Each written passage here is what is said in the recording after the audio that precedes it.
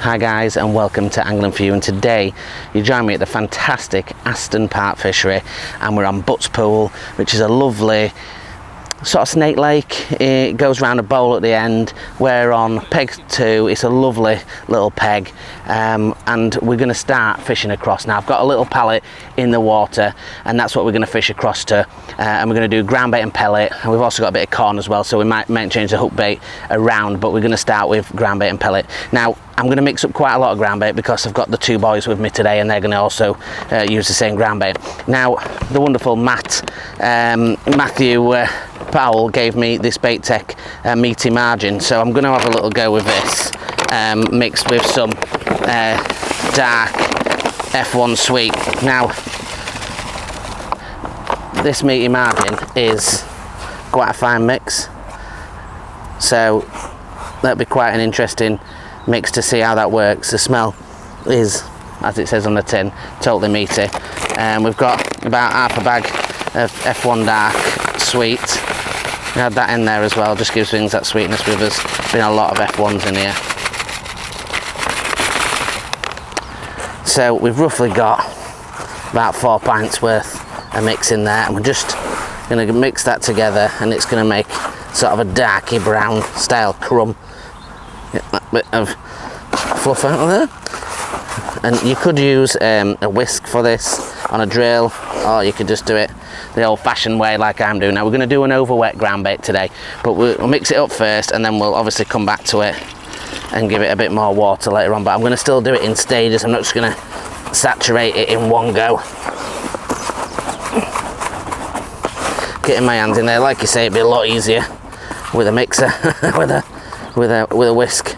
I'm not going to riddle this. If you could, but I tend to break it between my hands, and it becomes fine enough for what I need. But like I say, it's going to be over wetted because I want it to go straight down to the bottom. And what we're going to do is we're fishing in probably about 15 inches of water on a little shelf over the other side, and I'm going to be potting it in, just one pot to start off, and then I'm just going to put a little cad pot in at a time as we go, setting the trap to hopefully snare those F1s and small carp.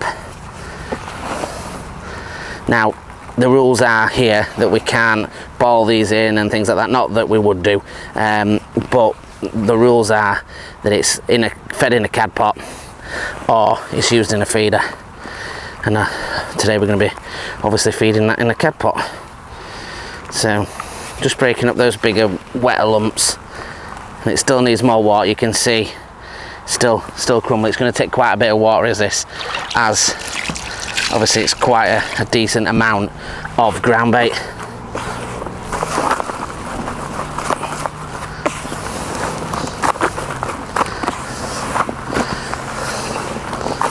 I'm not bothered about it clumping up or anything like that, because like I said, we're going to leave it for 15 minutes to absorb, and then we're going to break it up like so, and it's going to sit perfectly on the bottom. When it's go straight down, we won't be compressing it in a big ball, because it's only a shallow part of a bit of water, so we're only going to be just turning the pot over and letting the pot rest in the water, and that'll obviously allow the feed to come out. Now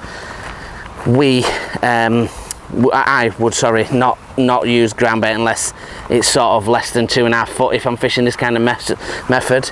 I fished recently with Alex at Lindholm, and I'm not going to spoil that video, but one of the things I got out of it is the depths of water to feed ground bait if you're going to be fishing it as like a marginal swim or up to a feature. And one of the things he did mention is around not using it over 2.5 foot of water, and obviously we haven't got nowhere near that today, so we will be absolutely fine. Right, it's looking good. So like I say, it comes together really nice. It breaks up. Like I say, we will not be pushing it hard into the pots. It will just be softly put into the pot, so it goes down nice and soft but sits on the bottom. So join us in a couple of minutes. We'll double check out what the ground bait consistency is like, if we need to add a little bit more water to it, and we can get some fishing done.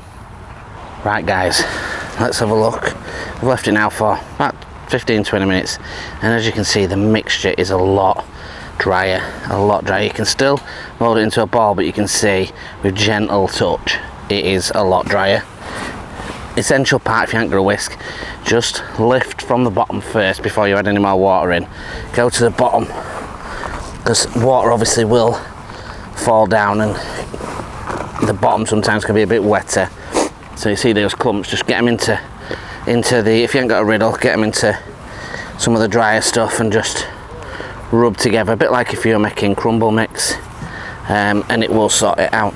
I'm not bothered about the odd little chunk and stuff like that. It's going to break down slightly longer, take longer to break down than some of the softer stuff, so it will leave a little bit of stuff on the bottom, so I'm not too fussed about that. And we don't want to be putting it in balls, we don't want it to be rolling about.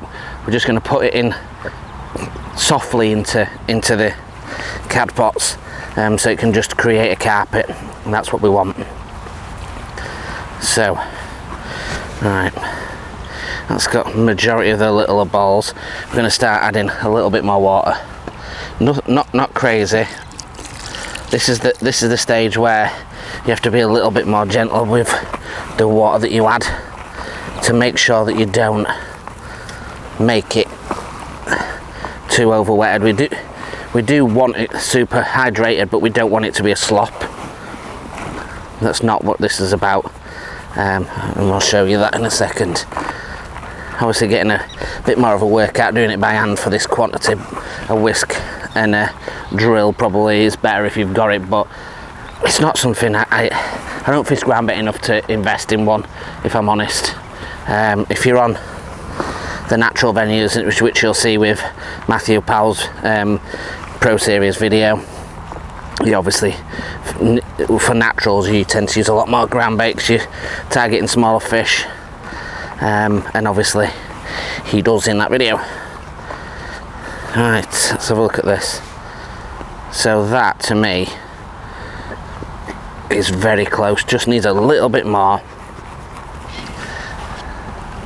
and we'll be there. Not a lot whatsoever, and it'll be absolutely spot on. And like I said, if you're doing this for yourself, the likelihood is you're not going to use this much ground bait, so you're able to sort of do it in a smaller batches, which will be quicker than what it's taking me to do this now. So I think we're about there. Let's get the excess off there. Let's bring this together. So it's going to be gently compressed into a pot, so that's perfect, and it's going to break down and it's going to create that carpet on the bottom, and that is exactly what we want. So let's get on the box, let's talk about putting it in the pots, let's have a little look at where we're going to feed, and hopefully we're going to start catching some fish.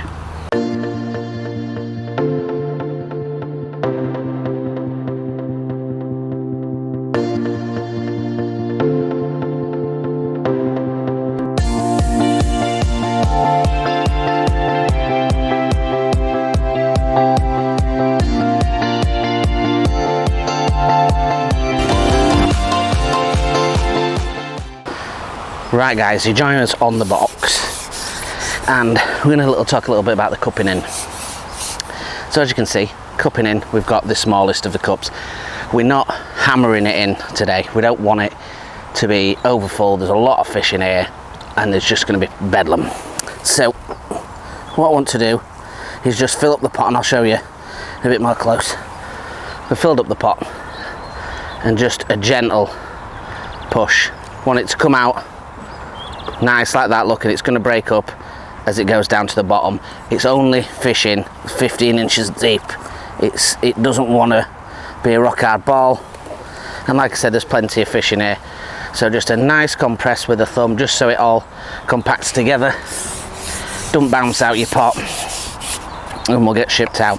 Now in the distance you'll see when we switch to the other camera, we are fishing right up to the pallet on the other side, and the rig is plumbed up against it so the fish can't get behind it, which means hopefully less foul lookers. So what best idea to do is put your pot in the water and push it so it hits, so that's hitting the pallet, and just come off 1/2 inch, obviously on your marker. Just rest the pot on top until we drop out. There we go, and we're golden. That's all we're going to feed. Now it might not seem like a lot to other sort of videos that you would see, or other things you might think yourself, but it is essential to not overfeed it. The reason if you overfeed it, you will have a jacuzzi in there and it'll be absolute bedlam. We don't want that. We do not want that. So next thing we're going to talk about is the rig. So I'll just rest it on the rest behind me. Now, first thing you can see is got a Preston cad pot. That is 1 inch off the end of the pole. I don't want it right next to the pole. I don't want to get tangles on it, but I need it close for potting in. Now, this has got one of the little mini feed pot covers on the top. So if I am using pellets, I will put something like that on. When they're fishing at length, it stops them bouncing out, and I can feed them through the circle nice and accurately. Now, again, we'll probably do this where we come in a little bit closer a bit later on, but we're just going to give it those couple of minutes to let that sit while, you know, we get ready. So the elastic is sort of like a number 10. It's a power pull Drennan. The line is 015. We're down to a New Fish Fury. These are lovely little floats. The line goes straight through the float and comes out through the body, and there's a little loop there at the other side. They're beautiful little floats, super strong. Yeah, just really visible, thick tip. Absolutely superb for this kind of fishing. We've got a little number 11 stop just about 1 inch away from the very tip, and that's just a nice back shot because we do get the little bit of crosswind and it just keeps us in touch with the float. We've got 3 number 10s just underneath the bottom of the float. The float itself is a 4x14s, and then we've got that down to a very small sort of 2 to 3 inch hook link, and we've got 3 number 10s just above that, which is absolutely spot on for this kind of fishing. We want the bait to sit on the floor, we want it to be down, we've got the shot underneath the float to cock the float, but then we've also got the shot at the bottom to take that pellet straight down. Now the hook itself is a Preston GPMB. It's got a little bait band on it, which the hook itself is a 16, and it's on to 015. So that's a nice little rig. We've got the fishery pellets, which you have to use at Aston Park, and we've got a 4mm, and we're just going to band that 4mm like so. Nice and simple, really simple, effective, strong rig, and that's it really. And like I say, don't worry about these little clumps and stuff like that. They're in there. You can just work them in as you go along. It would be better if you got a riddle to run them through. It's just something I've left at home. It's not essential, as long as you follow the guidelines of when you put it into the pot. Again, it's just a gentle thumb press, and that's when we're going to turn it over and drop that into the water. We're just going to two-thirds of the pot in the water to allow it to drop in. We don't need to swing it over the top and tap it in or anything like that. It's just going to be a rest in the water job. And as you can see, we are around that 14-15 inch deep, so it is not deep, and we're sat on a raised shelf. It goes down to about 2 foot just below it, and then further into the deeper water. We're on that plateau because that's where I want to be today, with the water being warm. So we go back out, turn over that pot and rest that pot in there. Bait's out, and we set the trap. We're just going to rest that float perfectly in there.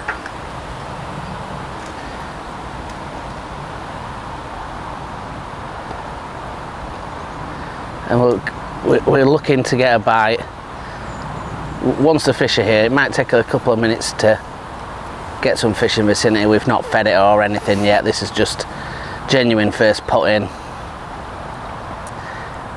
So we may have to wait a couple of minutes, and if we not get any signs or any bites within sort of a minute or two, a couple of minutes, I'm going to come back in and look at refeeding it. See, so that went straight under there. So what I want to do, I could drop back in. We've got a little bit of a dangler on the rig,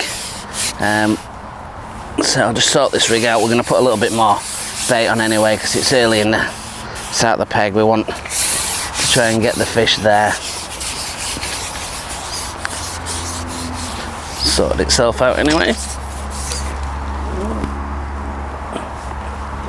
Yeah, but this ground bait, hold it over your bowl or your tub, whatever you got. A little push in, and we're back out. And once we get that into routine, we get the fish there. Hopefully, we'll get a good catch rate going. Always take your time. Make sure your rollers are lined up right. We've got. It can be a bit of a precarious pegs. Can some of these sort of snake lake pegs where you've got other people behind you. Luckily we haven't got any. We're on the end, the more end of the, or start of, should I say, the snake lake. So it's a little easier behind us. We've got bushes rather than a peg.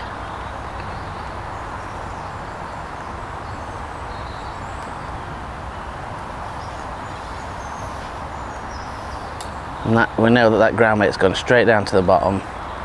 Now if you find, sometimes you do find that pellets may be a bit more difficult to see. With the ground bait, that's when your corn can come into its own. We'll have a little go with pellet first, and then if not, we'll switch over to corn.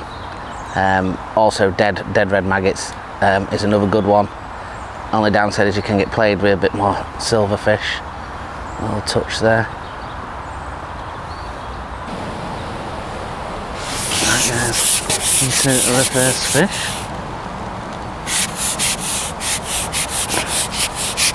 As you see, the bites are pretty savage. Got a double break unfortunately behind us. And the fish in an average are quite a smaller size in it, but they do go up to obviously double figures. It's a lovely little F1 to start. And what we're going to do is alternate between obviously corn and the pellets. Now this is perfectly hooked in the top lip, just where you want it. Beautiful little Aston Park F1. Straight back. Now make sure when you are fishing any type of fishing that you make sure that you clean your line, and you make sure your line's nice and clean.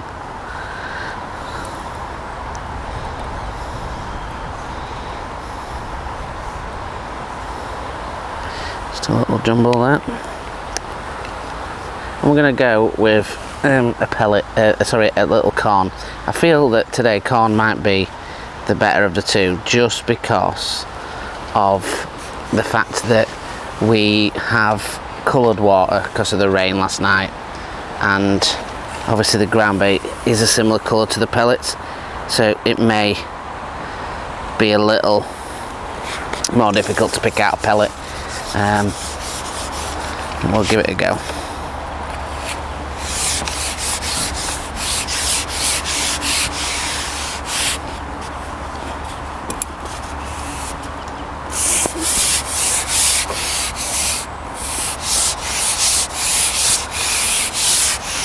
Ship out, I like with a short rig to try and keep the rig in the water. When you ship out, just prevents it tangling up or anything like that.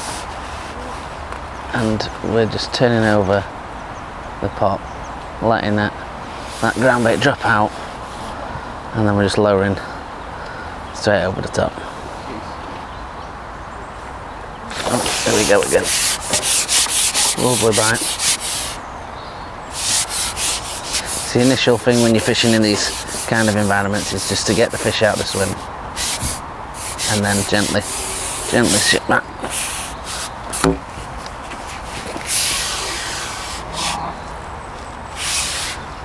Nice and gentle.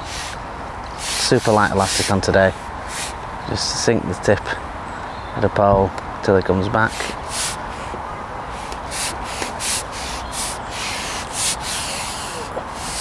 Could be one of those little carp.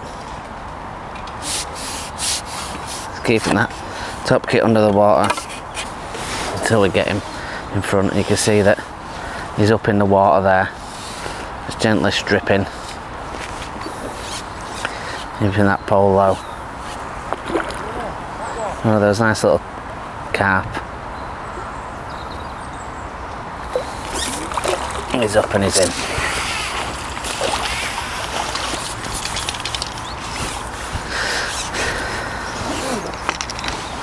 It doesn't have to be difficult or anything like that, and you can get away with using those lighter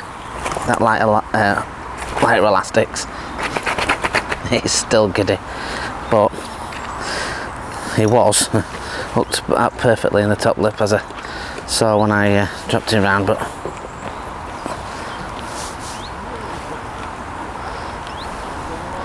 beautiful little Aston Park carp. Let's get him back and we'll see if there's any more. Right guys, so we've had 2 in 2 drops now, which is really good. We want to keep feeding every single cast. We're in summer, like I said, we need to keep the feed going in. Now, depending on what the fish do, we'll either up the feed to a bigger pot or we'll keep at this size pot.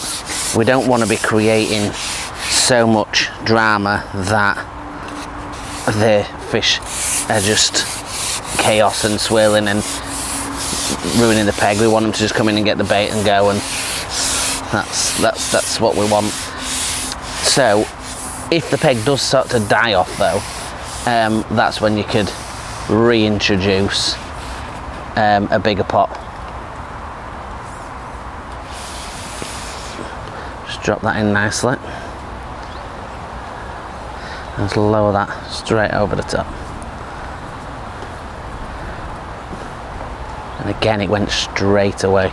And the F1s, the little F1s, and so they're so quick, the bites. We have got the float dotted down, but I don't want it. I don't want it too much so it's a pimple, because there's a bit of wind, but it is dotted down enough. And this is where this back shot can help get direct and keep that tight line. And we've lowered this back in after having that bite, so if we don't get one sort of in a minute or so, then we will come back in and feed. There we go. Lovely bite. It's a little dip on the float, and with them being set, you don't always have to strike a bite that goes completely and fully to the bottom of the ocean. Sometimes it's just a little dink. I think we've rear-ended this one actually. Surprised? We have. Well, there's me saying about dinking bites. We don't normally foul look them, but unfortunately this one is definitely foul looked.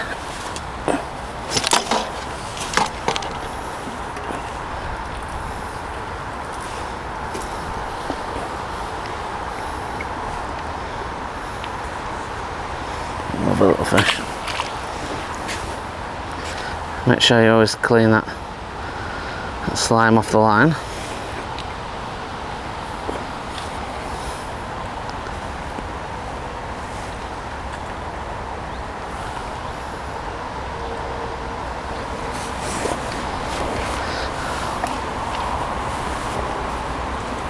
And again, go to the ground bait, just gently pushed in.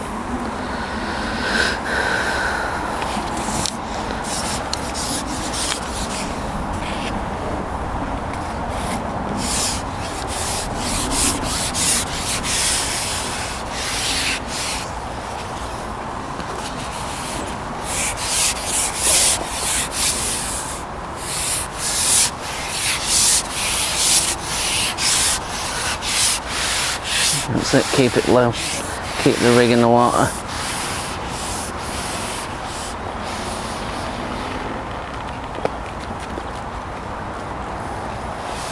Let the feed out.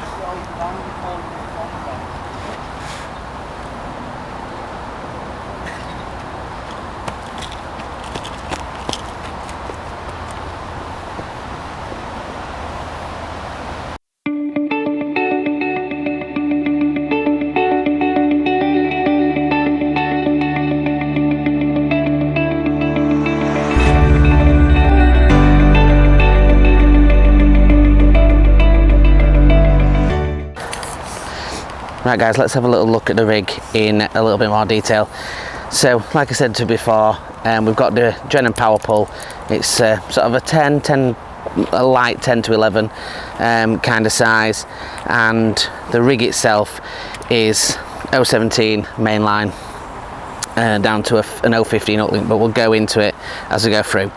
So as you see, we've not got a lot of distance between the float. It could be shorter, but we are right on top of them, and it is only sort of 15 to 18 inches deep. It's not deep. The float of choice for this is a New Fish Fury. This is a 4x14s, as you've seen, like a little bit like a margin style float, quite short, real strong. The line goes through the body, and it's got a thick visible bristle, which is really good. We've got 3 number 10s just underneath it. We've got a little number 11 back shot, which is about just over an inch behind, so I can keep tight lines for these quick bites. That goes down to another 3 number 10s, which sits across about a 3-inch hook link, down to which is 015, down to a GPM Preston hook. Really sharp, really strong little hooks, and perfect for fishing corn. So I'll just get a little piece of corn actually. So we've got normal sweet corn, nothing advanced, and we've soaked it in a little bit of Sono baits, banoffee. Now what we're looking to do, a lot of people bury the sweet corn. I know it's difficult to see it at this distance, but a lot of people bury the hook in the sweet corn. What you want to do is just find the corner and just nick it through, so it sits just nice like that on the corner, plenty of hook showing. The fish suck it in, and boom shakalaka, they're on. And fingers crossed, that's going to be what happens when we ship back out. So join me in a second, we'll change out the angle, and hopefully we'll be bagging another fish in the net. Right guys, we're going to ship back out. We have had a Calamity. I am a tool, it's my fault, I'm an idiot. And I'll show you what that is.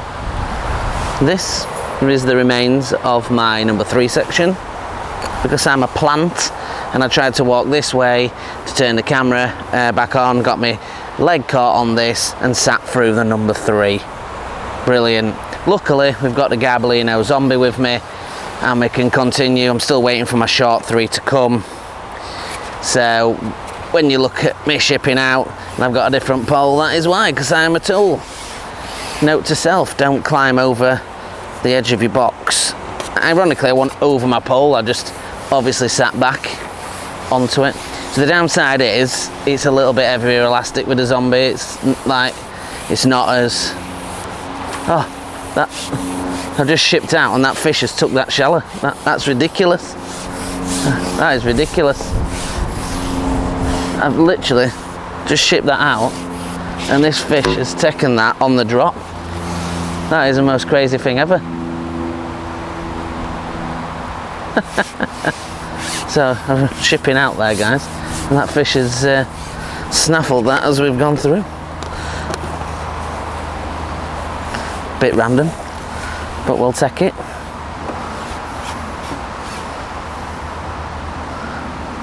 Go on the zombie.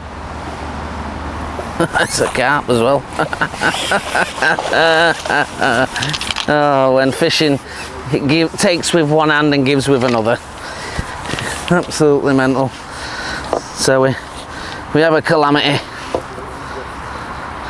with that, and then we hook the biggest fish of the day so far whilst we're shipping out. Just, that's fishing, isn't it? That's fishing, boys, that is fishing. So we'll get this sorted out, get another bait on, and we'll go back out. can't finish the video on that, obviously. We've got to catch one back over the other side, but it has sat for a few minutes now, because obviously I've had to pack away my very sorry Superior and get out the zombie, change the rigs over and all sorts of stuff like that. But I can't put it on my shorter kit because it's got an heavy elastic on for the old paste and the marjan. Even this one's too heavy for these kind of fish, really, so might bump a couple of the little ones, unfortunately. But this is geared up for my daughter to fish. It's not as stiff, and you can already see it's a little bouncy in it, but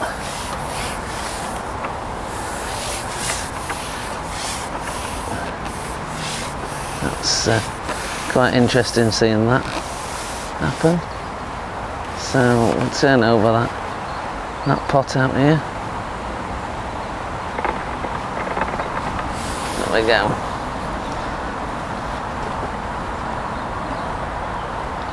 And we're in the same spot as we were before.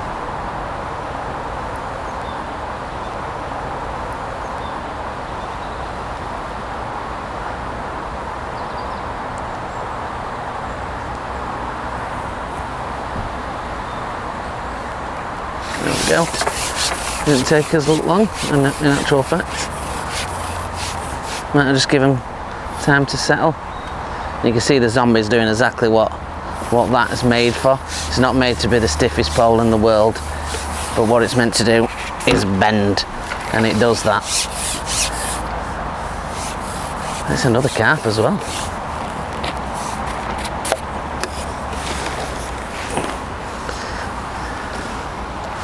Another mirror.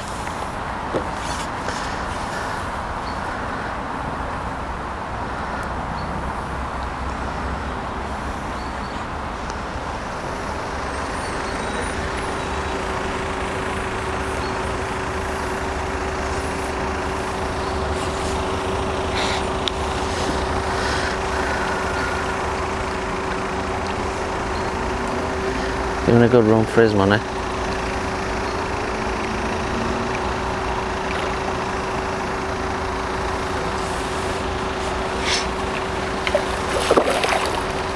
Lovely, there's little carp. It's a nice fish.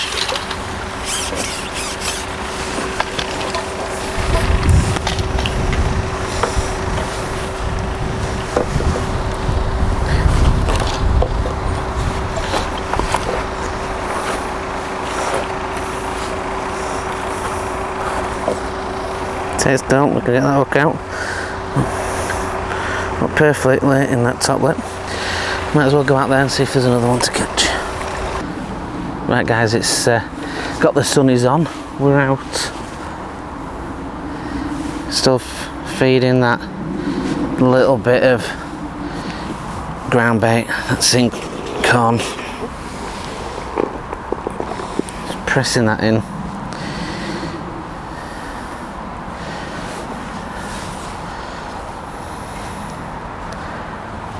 Little piece of corn on the end. Good to go.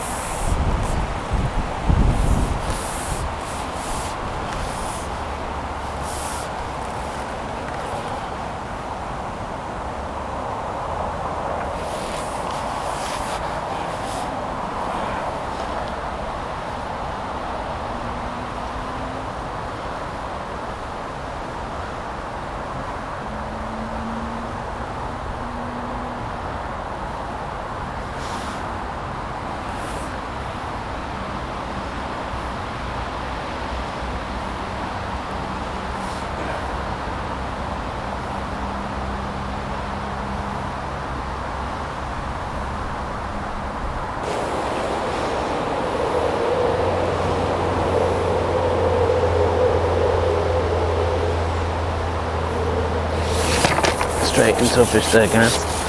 Straight in. Lovely bite. Absolutely perfect bite, that. And that's what we want. We want that clean bite where we're up against that board and we're feeding, and they can only come in one way, mouth hooked. That's what we want. So we've got a little carp as well. We're getting a much better stamp of fish now. We started off earlier, as you saw, with the smaller F1s. Seem to get more of the little carp stockies. So let's soak him to death. And he's hooked, absolutely perfect, into the top lip. Get him back. It's just about keeping a little process going. Get your corn hooked. What I tend to do is put my top kit back on those two sections, because obviously I've got to break them down because of the bush behind us. And the bait's on. Push the ground bait in. That's all good to go. Out she goes, and then we attach that to a second part of the pole. It'd be a lot easier obviously if we could do it in one. I would obviously roll it back in one over a few rollers and push the top kit back on.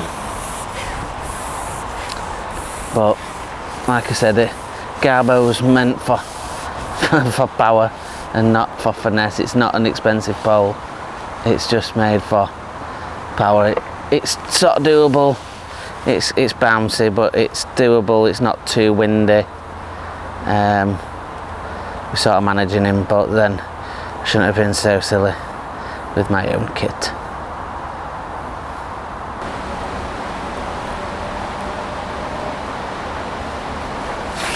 Wow, that were an unbelievable bite, that, boys. Unbelievable bite. That took the elastic out of the pole. Like a shallow bite. I can only imagine that swum into it for a bite like that. Yeah, it's definitely foul hooked. Definitely foul hooked the way this is going off. Definitely.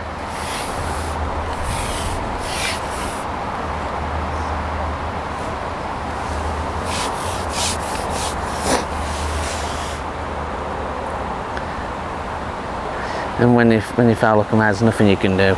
It's not ideal. Just hold the pole low.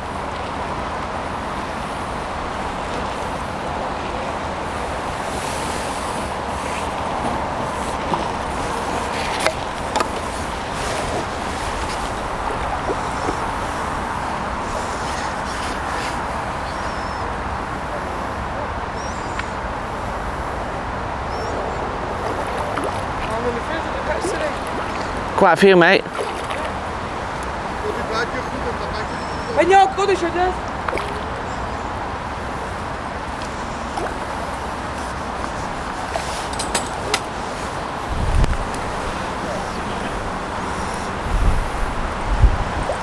Might be hooked in mouth, you know, under chin. It's not in. I think it's under chin. No, it's in mouth. Right, guys, so it's been hooked in mouth.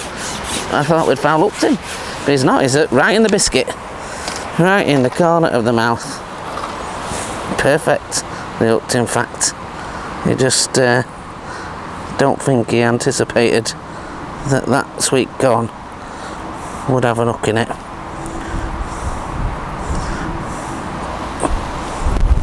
It's just in that little bit of skin. There we go. Don't think he's going to let me play ball with him and pick him up, but we'll give him a go. We'll give him a go. There we go. Lovely little carp to finish. About 3.5 pounds.